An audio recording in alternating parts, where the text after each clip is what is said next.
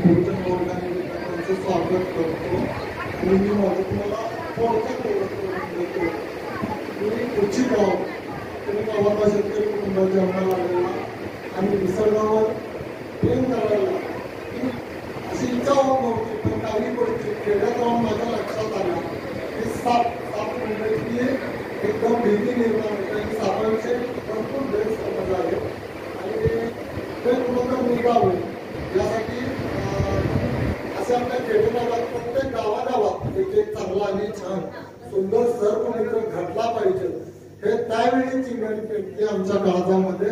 आणि माझं अन्न साखळीचा महत्वाचा घटक हा साप आहे, तो वाचला पाहिजे. त्यासाठी हे कार्य चालू आहे आणि असंच शेवटपर्यंत माझ्याकडून चालू राहणार. पण याच कारण की माझे गुरुवर हे निर्जन आहे. इथं आज माझ्या सोबत आले, माझं भाग्य समजेल की आम्ही हिचा साप पकडण्याची पद्धत किंवा धाडची वृत्ती बघून या कामात आम्ही पाऊल टाकलं आणि कवठेमंकाळ तालुक्यामध्ये बरेचसे साप वाचले. आज माझ्या जिल्ह्यामध्ये भरपूर तालुके, प्रत्येक तालुक्याला एक चांगला सर्प मित्र हवाय आणि माझी मनोमनी इच्छा आहे की आजचं जे लेक्चर सरांनी ऍडजस्टमेंट केलं त्यांचं शतश अभिनंदन करतो की असा कुठं तर तुमचा माझा ज्या सरांनी आपला योगायोग घडवून दिला त्यांचं तुमच्याकडून ये आणि माझ्याकडून ये पहिलं त्यांचं म्हणजे धन्यवाद त्यांना. आणि मी तुम्हाला साप विषारी साप कोणते, बिनविषारी साप कोणते, विषारी साप चावले तर काय करायचं आणि साप हा अन्न साखळीतला महत्वाचा का घटक आहे ते तुम्हाला मी 4 गोष्टी समजावून सांगतो आणि माझी बहीण पण तुम्हाला 4 गोष्टी समजावून सांगेल. एक गोष्ट मला पहिलं तुम्हाला सांगायचंय, जसा तुम्हाला साप दिसतोय मुलांना तसा नाहीये तो साप. जेवढा तुम्हाला भयानक दिसतोय साप म्हटलं की पळती बळी तोडी होतात एवढा तो अजिबात नाही. एक मुळात पहिलं सापाला बुद्धी नाही अजिबात. त्याला 2.5 फुटाच्या पुढं दिसत नाहीये कोणताही तो साप असो. कान नाही, बुद्धी नाही, 2.5 फुटाच्या पुढं त्याला दिसत नाही. 2.5 फुटापासून भूताच्या भाऊचा पिक्चर कसा ब्लर दिसतंय त्या पद्धतीनं सापांना फक्त हलणारी गोष्ट दिसते. आणि गारुडी तुम्हाला जे कुंडीनं हलवून दाखवतोय त्याच्याजवळ साप हा फक्त एक मुलांना देण्यात ठेवायचं. सगळे हलणाऱ्या गोष्टीला केंद्रित होतो. जी गोष्ट त्याच्या पुढं हलेल त्याला केंद्रित होतं. हा सापाचा गुणधर्म आहे. सर्व साप पाण्यात पोहते, वेळामध्ये राहते आणि मानवी वस्तीत येते. त्याचं एक कारण आहे प्रमुख की त्याचं भक्ष घेत असते. आपण ज्यावेळी घरातली भांडी धुतो आणि खरकटे टाकतो ते खायला बेडूक आणि उंदीर येतो. बेडूक आणि उंदीर आपल्या घराच्या सभोवताली राहते, बरोबर आहे ना. त्यामुळं साप तिथं तो बेडूक आणि उंदीर खाण्यासाठी येते. जाणीवपूर्वक कुणाच्या घराला चावायला किंवा गाय धरणे अशा कारणास्तव येत नाही. गाय धरायचा प्रश्न नाही सापानं, कारण त्याला बुद्धीच नाहीये. आलं लक्षात. आता तुम्हाला मी सांगतो की 4 विषारी साप.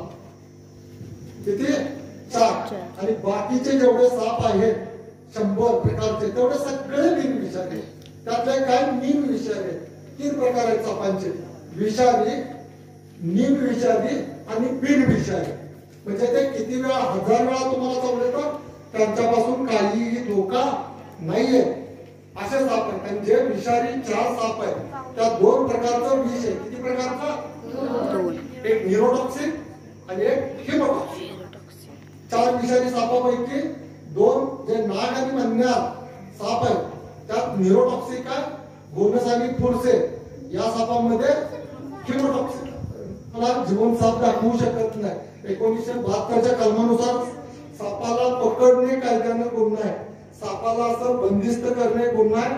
आपण मानवी वस्तीत आलेले, आम्ही सर्पमित्र मानवी वस्तीत आलेले साप आपल्याला ते चावतील या भीतीपोटी पकडून जंगलात सोडतोय. कोणी अनुभव असल्याशिवाय कोणत्याही सापाला धक्का लावायचा नाही. तुम्हाला मी मुलांना पहिली 4 सापांची ओळख करून देतो ज्यांच्यापासून आपल्या जीवाला धोका आहे. असे साप तुम्ही 4 ओळखले ना बाकीचे सगळे साप बिनविषारी. तुम्ही अजिबात कुणी घ्यायचं नाही. नाग, मन्यार, घोणस आणि फुरसे. किती मुलांनो? नाग, मन्यार, घोणस आणि फुरसे. नाग जो नागपंचमीला आपल्या बायका पुसते धन काढतोय तो सगळ्यांच्या लक्षात येतोय. त्याच्यामध्ये न्यूरोटॉक्सिक विष येते, नर्वस सिस्टीम बंद पाडून माणसाच्या श्वसनास त्रास होऊन माणसाचा मृत्यू होतोय. केव्हा औषध उपचार नाही मिळलं तर तो नाक घोणस हा कुकरच्या शिट्टी प्रमाणे आवाज करतोय. कुकरची घरातली शिट्टी, तो गोल चक्कर काढतोय, गोल गोल त्याच्यावर धप्पे असते शंकरपाळी सारखे. तो भारतातला सर्वाधिक विषारी साप 4 सापापैकी. आणि मन्यार जो साप आहे तो रात्रीच बाहेर पडतोय, तो काळ्या कलरचा असतोय, त्याच्यावर व्हाईट कलरचे पट्टे येते. कुठले? व्हाईट कलरचे. तो न्यूरोटॉक्सिक विषाने परिपूर्ण आहे. तो रात्रीच्या वेळेस बाहेर पडतो आणि मच्छर चावल्यावानी चावतो आणि चावलेल्या जागेला सुजन होत नाही, म्हणून त्याला सायलेंट किलर म्हणते. आलं का लक्षात? एकदम तो बेकार साप आहे, रात्रीचा चावून गेला कळत नाही. त्यामुळे आपल्यातली लोक खेडेगावातली येते, साप म्हटलं की तिथं वेदना होत नाही. तब्बल 4 ते 5 तासाने पोटात दुखते मेंढीच्या कडेला आणि मग त्याचा मृत्यू होतोय हळूहळू नर्वस सिस्टीम बंद पडून. त्यामुळं तो एक म्हणणार आहे पुरसे साप विंचू खाऊन डोंगरात आढळणार. तुम्ही कुठं जरी ट्रॅकिंगला गेला सर्व तुम्हाला घेऊन जातील. मोठा दगड असतोय, त्याच्या खाली विंचू खाणारा साप बसलेला असतो पुरसे. तो इथपर्यंत असतोय, गोल चक्कर करतोय, कर्कश आवाज काढतोय. पुरसे साप. कधीही डोंगर माथ्यावर गेलं, तुम्ही लहान आहे साप सहलीला गेला, कुठं गेला तर ज्यावेळी तुम्ही दगडावर बसताय त्यावेळी बघून बसणं गरजेचं आहे. तो कलर पण त्या आपल्या गवतात त्याचा ओळखत नाहीये. तो साप एक विषारी. असे 4 साप आहेत, नाग, मन्यार, घोणस आणि पुरसे.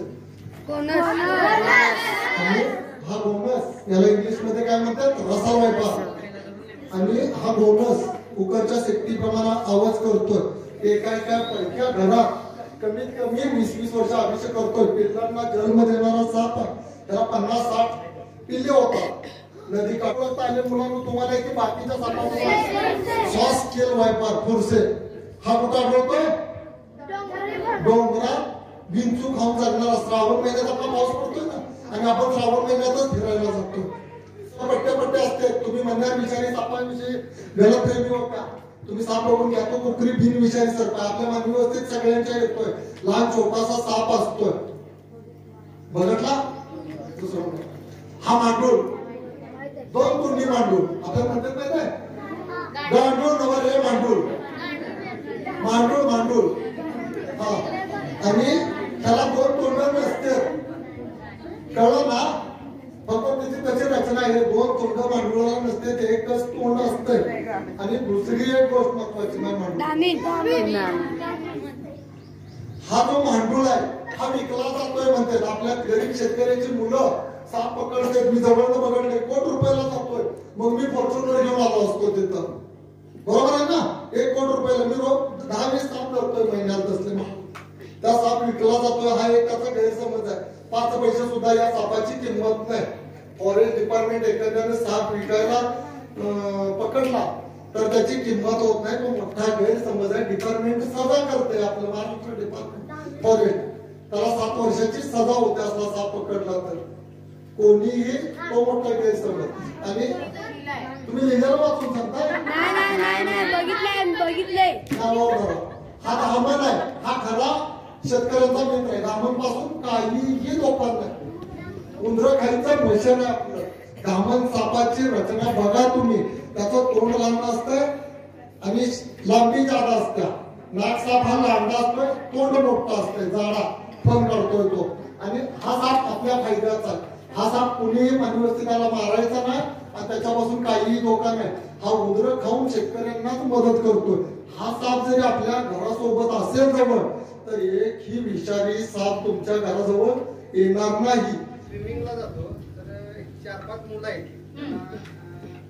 त्यांना मी सांगतो, पण आम्ही पोहायला गेलो तर बरोबर ते विहिरीत उडी मारतात. ते मुलं घाबरतात. तर ते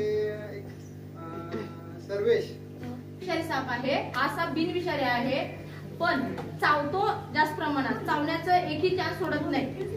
त्यासाठी आम्ही सर्पमित्र आहे, तरी सुद्धा आम्ही त्याला पकडताना बिंदास पकडत नाही. कारण कशाला चावून घ्यायचं ना, तो चावतो माहितीये आम्हाला सारखं.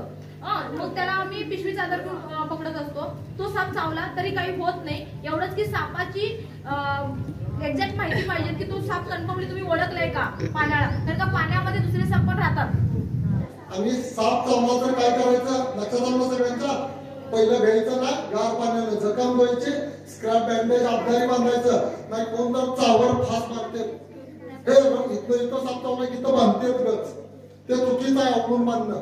अजिबात आवळून बांधायचं नाही, त्यामुळं त्याचा हात किंवा पाय निकामा होतोय. काळ विषारी साप चावल्यावरती लगेच दवाखान्यात न्यावं लागतं. विषारी साप चावल्यावरती दवाखान्यात वगैरे न्यावं. तर माझ्या भाषेत सांगू, येलतार कधी वर पडलंय का? येलतार वर पडलंय का नाही? आणि काट्यातनं जाताना असं वर पडलंय का येलतार? हा, तशी बिनविषारी सापाची बाईट असते. करतो तुझं परफेक्ट, लय तुझं अभिनंदन. त्यासाठी दोन साप कधीही दूध पित नाही, आणि जरी दूध पिला तर त्याला निमोनिया होतोय आणि साप मरून जातोय. तर तो गेल्यावर तिथं ठेवल्यावर चढत नाही. किंवा कोण कोण म्हणतात गुराच्या पुढनं गेला, धुसकारला आणि गाय मिली, तसं काही नाही. सूझबूझ से सब प्रश्नों के उत्तर वो साकार